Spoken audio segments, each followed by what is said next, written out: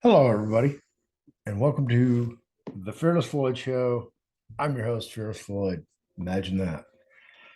And thank you for joining us on this lovely Wednesday, August 31st, 2022.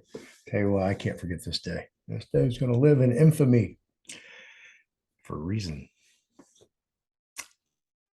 I don't have it in my hand yet, but I will.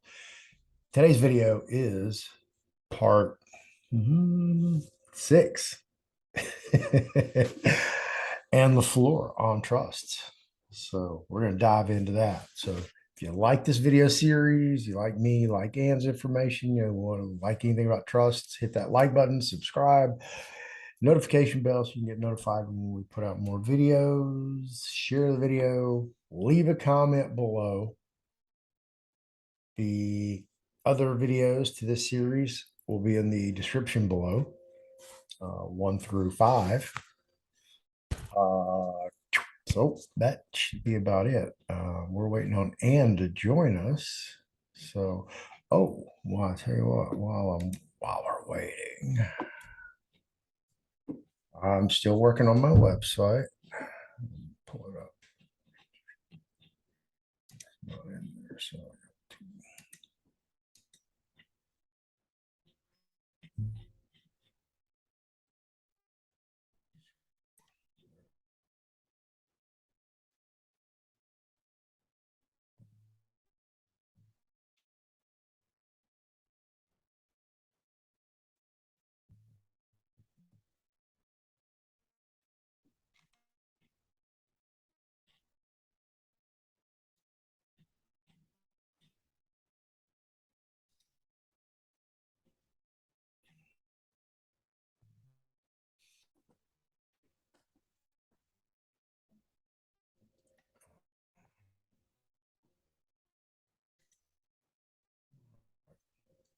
waiting on Ann to join us. At least I can share the screen. Oh, that's what I've been working on. It's not even close to being done.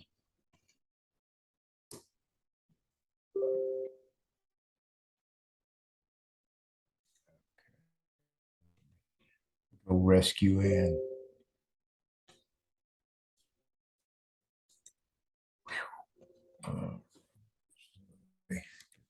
Link.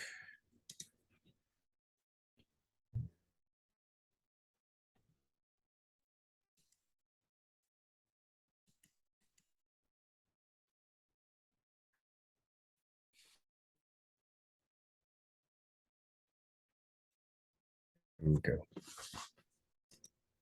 Back over to the screen. All right. Over here, home.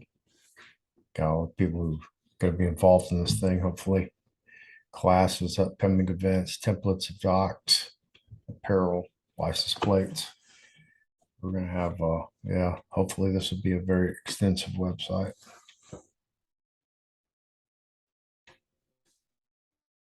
That'd be pretty cool, huh?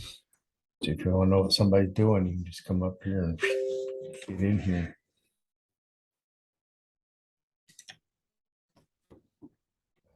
That'd be sweet.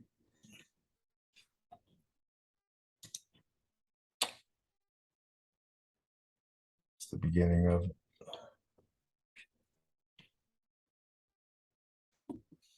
And this is not, this was just a filler. Ah, there they are. Appear, Ann.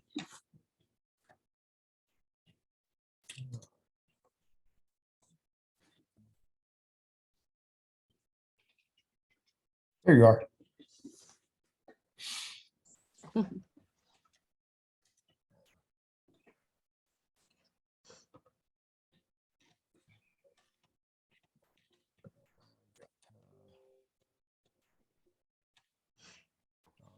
We're on part 6.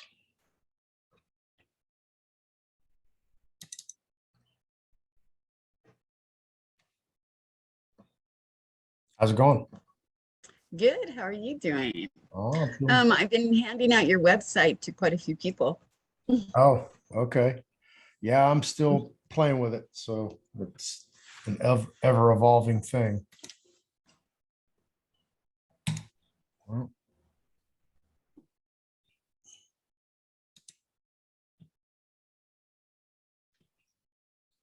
it's part 5.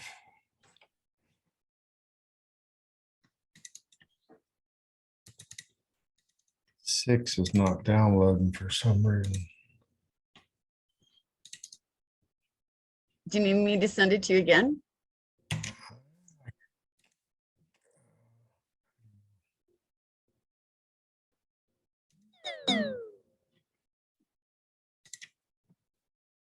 That didn't sound good.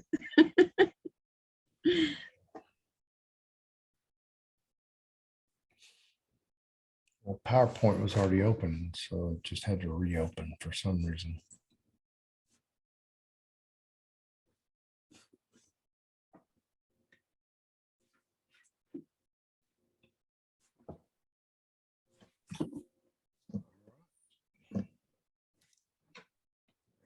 Editing.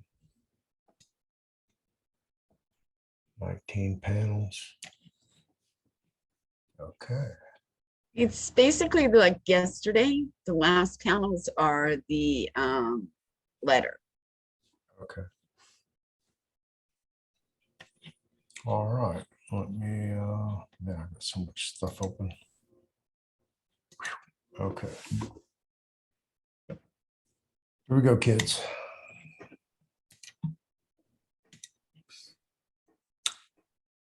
Ann LeFlore on trust, part 6, filing your statement of interest with a court. And that was panel 1. Let me get Ann up here out of the way a little bit. Panel 2. 30 days to file a statement of intent.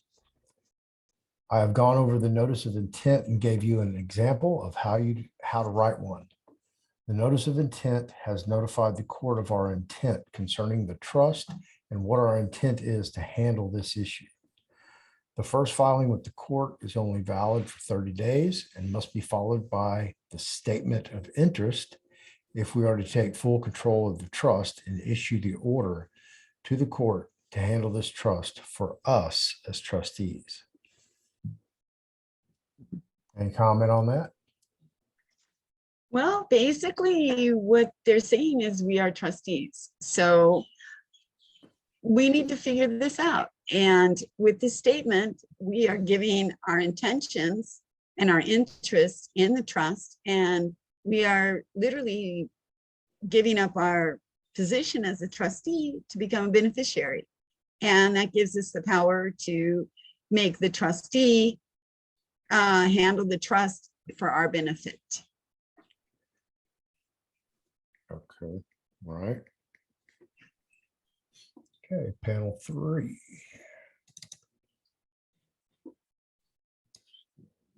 There we go. Keep in mind, we are just going over the notices now and how you should be writing your notices to the court. There are a few other steps we need to complete during the 30 days after filing our first notice with the court.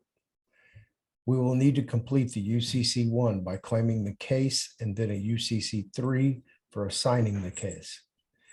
We also need to create our own deposit receipt that will be filed with our statement of interest. We will cover all of this in the next documents. This document will only cover how we can write a statement of interest. Keep in mind, each person will have to draft their own statement of interest to tell the court what you want them to do. You see, everybody's case is different. Everybody has a different will that they want. See, my will is not just to, recover the money. It basically is just to close out the case, let the court know that I'm not a child. I don't need their guardianship. And basically, I just want to settle this in a civilized manner just to get it done and close it out. And basically, it's just in my point of view, it's stopping them from continuing to tap into the bonds, because there's 3 bonds at the end of every court case. So it's just a blockage, just to get it to just stop and clear the record. Right. Okay, moving on to panel 4. There are 19 of these. What is the statement of interest? The statement of interest is a statement for our trust we have recovered. In the statement, we must clearly identify who the parties are, who the parties of the trust are. We must name the grantor of the trust, and this is you. Now we must decide on who the trustees of the trust will be. You can continue on as a trustee if this is what you desire, or you can assign the judge and the district attorney or the district attorney as the trustees of this trust. You see, there's a lot of benefits to continuing to be the trustee of the trust. And there's also a lot of benefits to be the beneficiary of the trust. And we're going to get into this in a little bit when we understand more about trust. So right now, this is sort of an overview of where we're going. And once we get through this and two other panels or 2 other presentations, we're going to get into about trust and how we're going to decide who we want to be in these court cases. So I'm just giving all the options right now of our choices and where we can go in the end, and what benefits we have if we stay as a trustee, and what benefits we have as a beneficiary. All right. Panel 5. I personally like the idea of assigning 2 people as the trustees of the trust I am recovering. Let me explain why. First, if we just assign the judge, the district attorney gets off free and clear. Do you realize before the district attorney can try your case, they must file bonds with the court? The reason for this is if they make a mistake and take you to trial and you have a trust and you are working in the private, the court will dismiss the case and go after the district attorney. The bond is a guarantee that the district attorney has done his homework and is not trying the case in the private, but instead in the public. So you see, the judge is the one who's making the decision and who's creating the trust. And automatically, he's already given the district attorney and himself beneficiaries or the benefit of the trust. So we do know when a court case comes to court. I've never been to court really. I mean, I just had a small issue with my daughter in Purview when she was younger, but that was about it. That actually, in order to file cases like this, the district attorney is the one who files the cases and creates the case numbers. So why not just involve him too? Why just go after the judge? Why not go after both of them? That's my opinion. In my humble opinion. All right, panel 6. By naming the district attorney as a trustee, we can order the district attorney to pay damages to the beneficiary for not doing his homework. What does this mean? We can take control of the bonds that are attached to the case. All the court cares about are the bid bonds, the performance bond, and the payment bond. This is where the money is. So by naming both the judge and the district attorney as your trustees, we have blocked these bonds and they cannot access them. We are controlling the bonds now, and we can tell the trustees who to pay with these bonds and how to use them. So yeah, when the court case is filed, it's up to the district attorney's office to create these bonds and put the bonds inside the case. So they're always in the background. They're always going to be sitting in the background. And unless we've closed them out or we've used them for our benefit, they're just going to be used for the court's benefit. They're the ones who are going to get the money. Even these court cases, seriously, if we lost the court case, the court doesn't really care about our case. Number one, it probably wouldn't even pay a month's rent or even a mortgage payment for the judge. What he's caring about is he's caring about those 3 bonds and how much interest he can draw off those bonds for as long as they stay open. All right, we're going to move on to panel 7. Statement of interest example, and let me blow this up. Okay, so this is similar to what we wrote yesterday. So basically, remember I talked about the road of passage? Okay, we have the road of passage here on this document also. This is where you put your certification sticker from your mailing onto the road of passage. The address is set up exactly like we set up the address yesterday. And we still write it night because this is how the Bible was written. If we want to do it in the day or we want to do it for the day, you change the wording to in the light of day instead of night.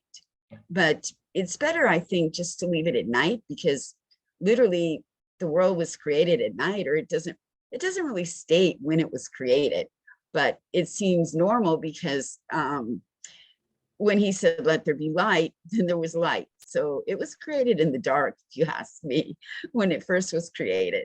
So until the light came about, there was no light. So it's better just to leave it at night.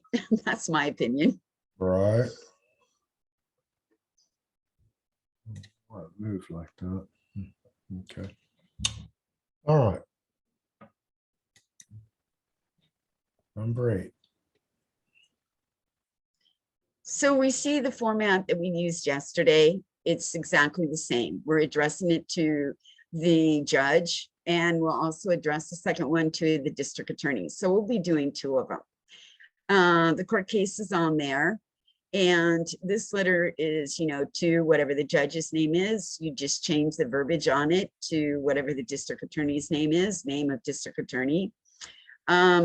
We also have the social security number written 2 different ways because this is how it's formed on court cases. So we have to identify that in both places. And then down here, the other highlight we have is whatever the name of us, whatever our complete name is on the court case. And I identified the court case again and the base of the letter. Okay. Y'all got that? You got it. Right. We're going to go over all these. We'll have all these. In fact, I'm sure you have these as templates, correct? Oh, yes, these are templates. That's why I took pictures of them, because I didn't feel like writing the whole thing out on a screen. So basically, Right. I just took screenshots of it. That's why they're split up like this. Well, when we walk through doing these, as we, go through the next step, then I was just going to put all my information on here, because my shit's already public anyway. I dare somebody fuck with it. Yeah, somebody when I was in prison, they were, somebody in administration that had access to our sensitive information sold a bunch of names and social security numbers. And they actually caught the guy and told me that my name had been part of an identity theft ring. I was like, oh, great. So, Wow, did you benefit from it? Were you able to I tap into the benefits? No, it sucked actually, because then you have 0 credit. You start to put, Ooh, yeah, I mean, you can't, nobody will give you a credit card with 0 credit. Nobody. Yeah, it sucked. I guess they figured if you're going to be in prison for X number of years, why not sell it? Because, I mean, what is the thing? You have to spend 3/4 of the sentence in prison before they can even think about parole or something? It depends on the severity of the offense, of the charged offense. Oh, okay. Yeah, I don't know. I don't know too much about it If either. there's a deadly weapon, it can be anywhere from a third to a half in Texas. Just depends on some date circumstances. Old law, new law. Okay. Panel 9. Okay, this is where the heart comes in. This is where I really changed a lot of it. All right. Number 1, trust intent and purpose. The grantor of said trust name created by the name of court presiding judge name was established for John Henry Doe, grantor, by signature on the light of day, 16 July 2022, for the sole purpose to handle and discharging case number whatever, trust property res, with said court. Said court presiding judge created the trust for the grantor. The grantor of said trust will take control of the express trust and assign the beneficiary and the duties of the trustees for said trust. The grantor of the trust is the only administrator of said trust and will administer said trust in accordance to trust laws. The sole purpose of said trust will be to pay any debt owed to the court through private credit and or private instruments. Once the debt has been settled at the court and the court bonds associated with said trust will be terminated and distributed. The court case will be deemed closed and settled, and no further action will be taken against this trust.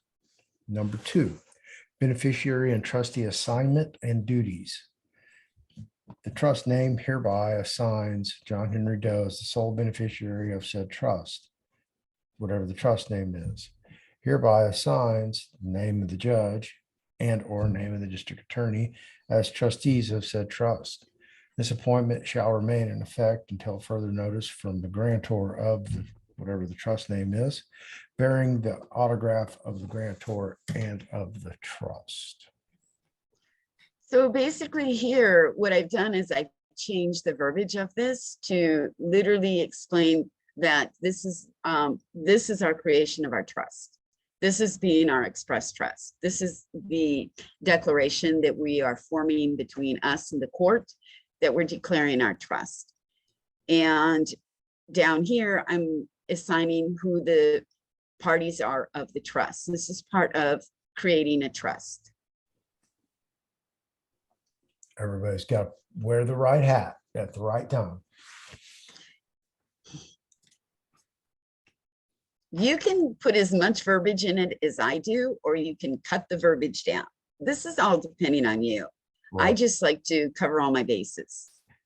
yeah, last thing you want to do is leave them a loophole to escape, because they will take it. They find it, they'll take it, and then some. All right, number 2, Yeah. beneficiary and trustee assignment and duties. Okay, it sounds familiar. The trust name, whatever it is, hereby assigns John Henry Doe as the sole beneficiary of said trust. The trust name hereby assigns the judge and or district attorney as the trustees of said trust. This appointment shall remain in effect until further notice from the grantor of the whatever the trust name is, bearing the autograph of the grantor of the trust. 2A, trustees' duties and assignment.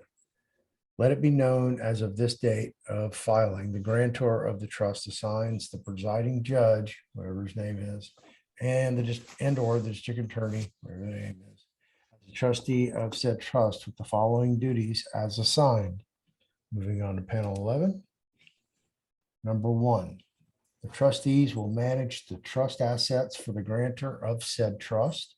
It is the trustee's responsibility to protect the property of said trust for the grantor and the beneficiaries of said trust. Number 2, the trustees hold the legal title to the trust property and will owe their fiduciary duties to the beneficiaries who hold equitable title to said trust. The 3 primary jobs of the trustees will include investment, administration, and distribution of funds to the beneficiaries. Number 3, the trustees are personally liable for a breach of his or her fiduciary duties. The fiduciary duties of the trustees include a duty of loyalty, a duty of prudence, and subsidiary duties. The trustee's duties of loyalty will require the trustees administer the trust solely in the interest of the beneficiaries. The trustee's duty of prudence will require each of the trustees to hold an objective standard of care in managing the trust property. Your subsidiary rules of said trust will include his or her duty of impartiality, the duty not to commingle trust property, and the personal property of each trustee. Each of the trustees will have these duties to share equally, or the trust will become passive and legal title will pass to the beneficiary of said trust. See, I'm trying to literally lay these out so that there is no question as what their duties are. People have gone into court and they've used these letters in the past and they said, well, the judge hasn't, filled the duties of his job, this, that, or something else. Well, a lot of people forget that judges or trustees can only do what the trust says.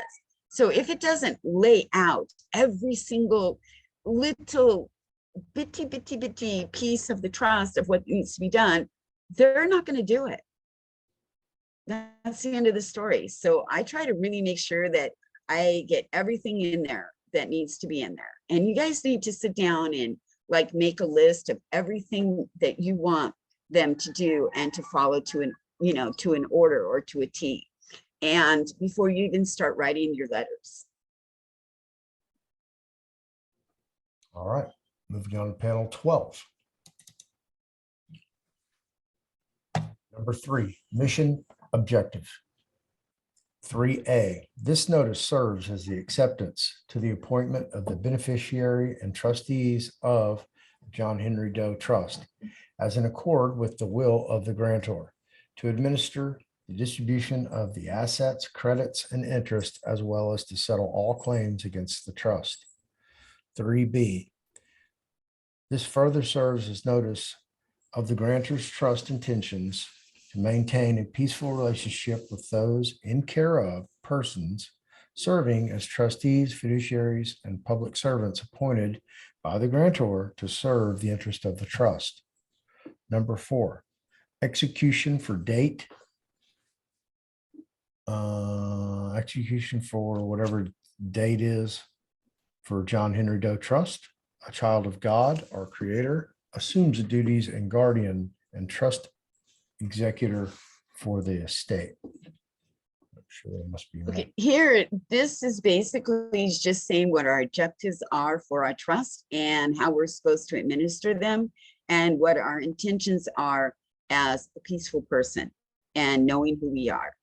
All right. Let me read that last one again.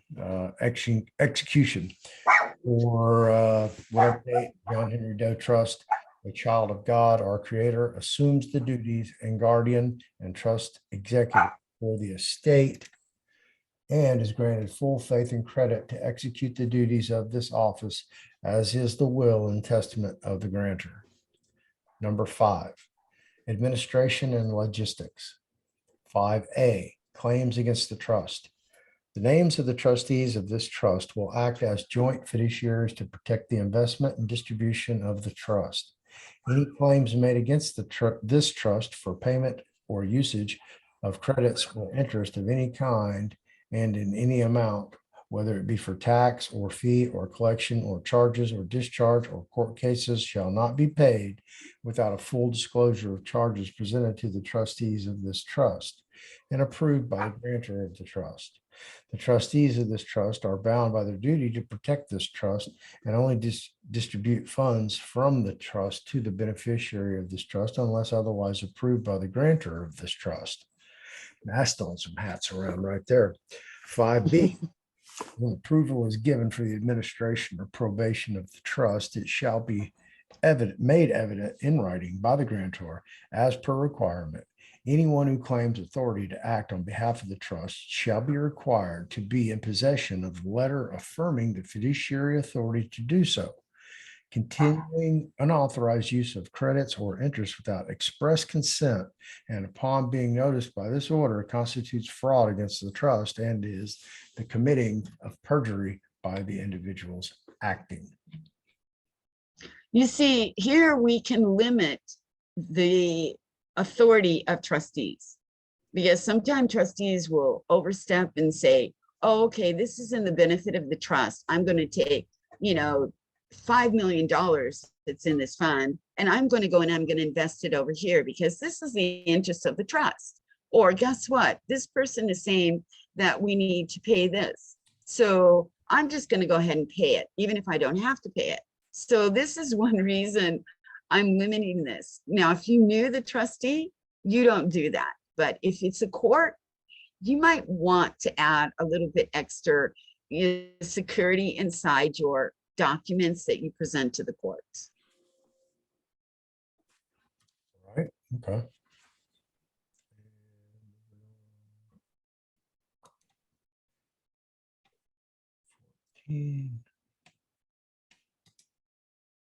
Okay. This is 5C, panel 14. Notice to fiduciaries. As fiduciary, you may not assert any management power over the trust without delegation in writing by authority and under signature of the grantor. Fiduciaries shall at no time improperly use the trust money, assets, property, services, or credit in the performance of or as a result of their official duties for activities that have not been approved by the grantor. 5D, notice to public officials. D1, every person who, under color of law or any statutes, ordinances, regulations, customs, or usage of any usage of any state or territory interferes, obstructs, deprives any rights, privilege, or immunities of the trust shall be liable to the trust without immunity in any action at suit or other property proceeding for redress. Number 2, public officials wishing to present a claim against the trust shall, in accordance with the law and administrative policy established by the grantor, comply with requirement to disclose personal assets and liabilities, as well as those of their spouses and or dependents to the administration office of the estate. See, we're protecting this trust, guys, because we do know that those 3 bonds that are in the back of the court cases have quite a bit of money on it. And we also are going to learn that trustees really have a lot of authority when it comes to trust.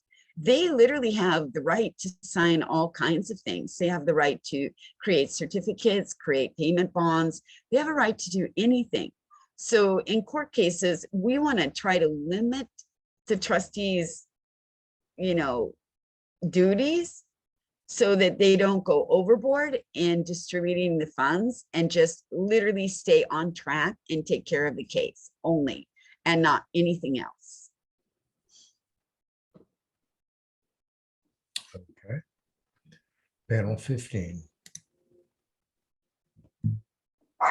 5E, response is not required. However, any response received of which purports the inability or refusal to perform in accordance with the guidance set forth in this notice must be submitted to the grantor, including a signed PSQ1 or with affirmation signed under penalty of perjury in accordance with the requirements set forth in the Privacy Act of 1974, Public Law 93-579, which shall serve to ensure high standards of honesty, impartiality, character, and conduct as in accordance with Title V, CFT, Part 735.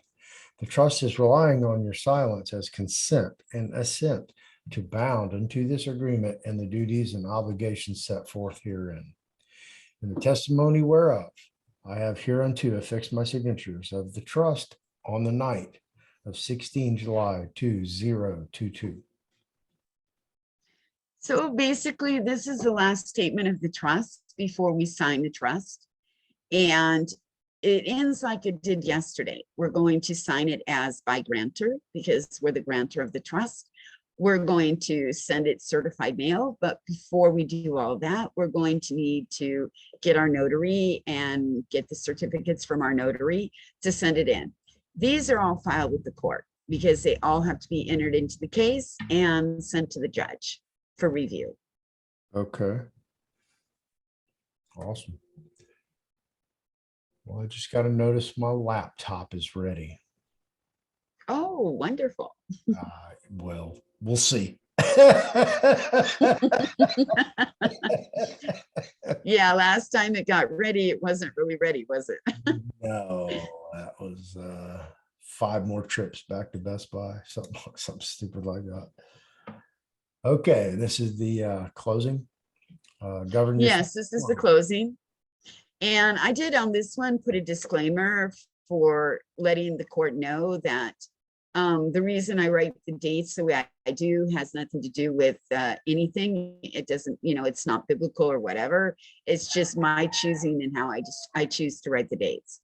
Because if we do look at a lot of old documents, we will see dates written in a lot of different ways. And I just chose this format to write the date. Okay. And 17. That's our notary statement. It's done Right. in black. Okay. And 18. It's the summary. All right, here we go, kids. Summary. All notices will be written on legal size paper that is 8.5 by 14. It's the extra long paper. The trust notification and instructions are written in blue ink, which means you want your fonts to be blue. You want your wet ink to be blue because the document is signed in blue ink. We are creating a certified document each time we create a letter from the trust or even the executor's office. Depending on how we draft each letter will depend on how each letter is signed. For a court case, we are the grantor, so we must sign the letter as such with a period at the end of it.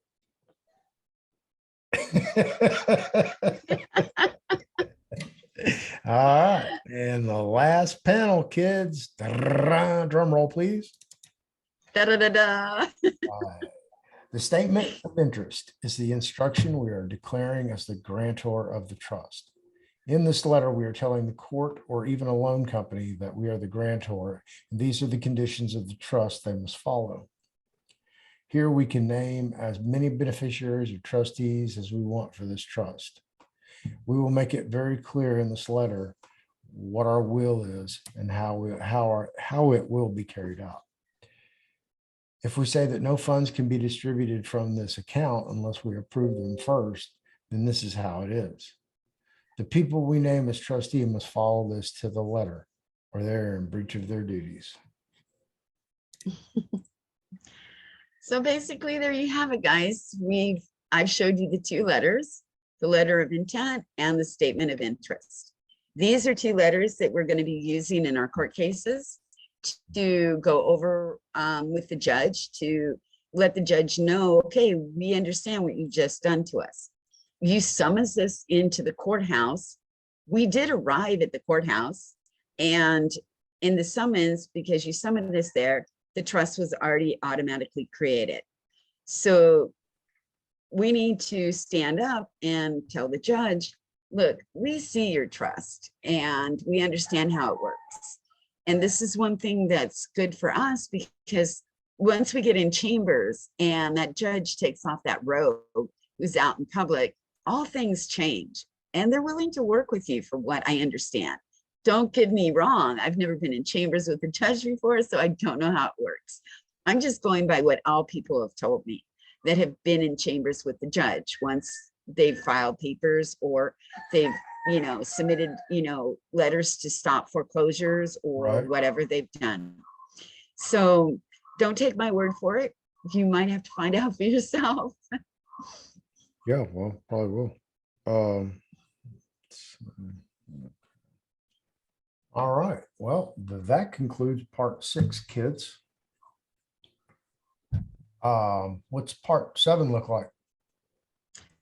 I think we're going to start going over what names are and how we've gotten into this and things like that.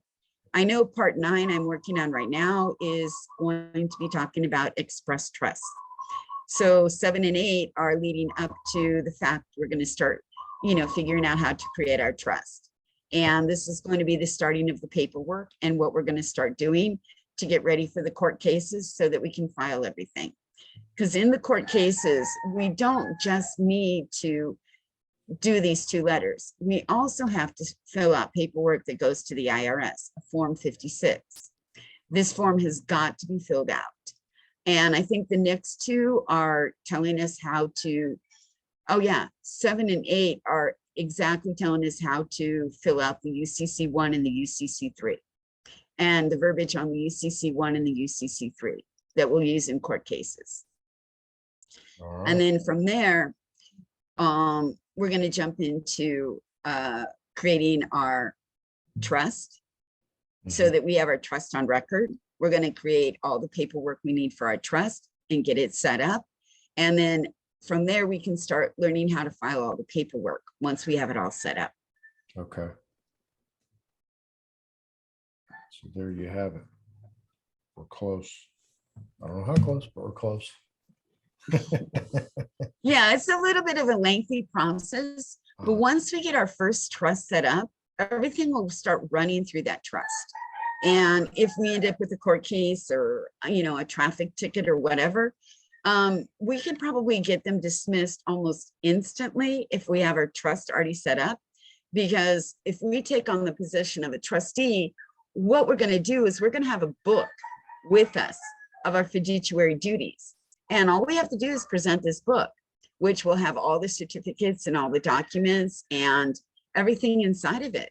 And the vehicle will be driving its trust property. The clothes we wear on our back are trust property. The food that we go to the market to buy is trust property.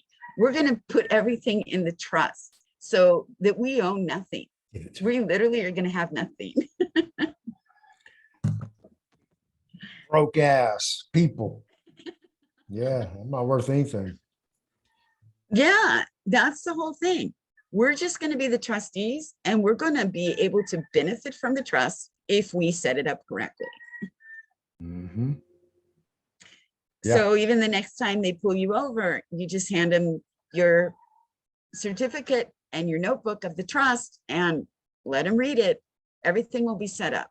Yeah. Your car will be in the trust because you won't just be driving public anymore.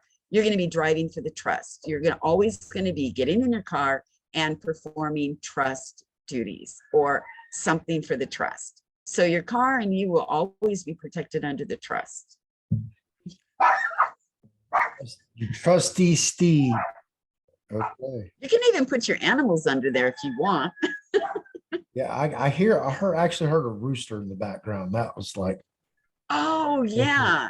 yeah. I have, I think, 10 roosters in our river, and we have the hens in there. We have the babies. Yeah. You're going to hear the roosters. I call them free birds. They're free. They roam free.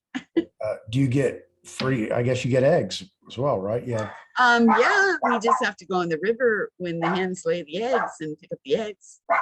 Oh, Yeah. We live right next to a river. wow, that's cool. That's Yeah. Can't get any better than that. No. Eating close to home. Yeah. Well, we used to have a huge organic garden, gigantic organic garden. And we raised chickens in the organic garden, and we raised them just on the food from the garden, feeding them the vegetables and, stuff from the garden, the tomatoes, the cucumbers, everything natural. And once we started to get too many of them, we would kill certain ones to eat, and we would, take the eggs of others, and then we would let them produce and, form babies or whatever. Yeah. Yeah. We also had rabbits over there and everything else. Oh, wow. Yeah. Huh. That's cool. Okay. When do you want to do 7? When are you available? Tomorrow? Yeah, should be. Don't see why I wouldn't. Thursday. Same time? Yeah, that's fine. Okay. It's a date. All right.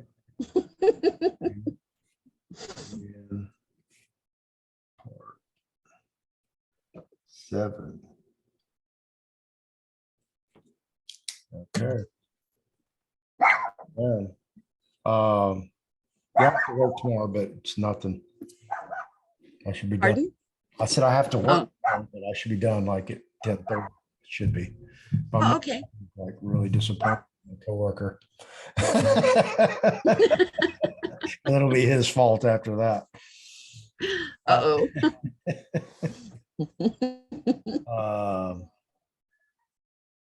Yeah, that's cool, huh?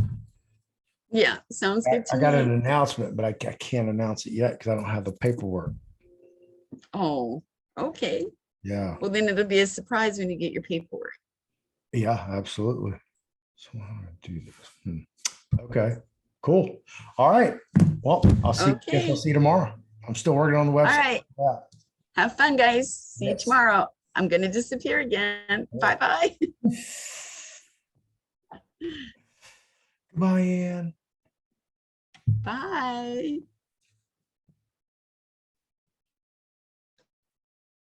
And there we go. Oh, thank you for watching the video.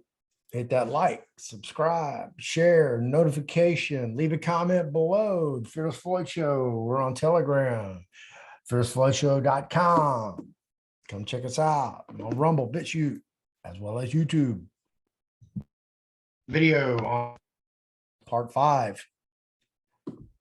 Next one, part 6. Oh, I'm sorry. This was part 6. Next one's part 7. Mañana. Oh, oof, getting there. Can't believe we've gotten this many going. Rolling. Thanks, kids. Appreciate you being here.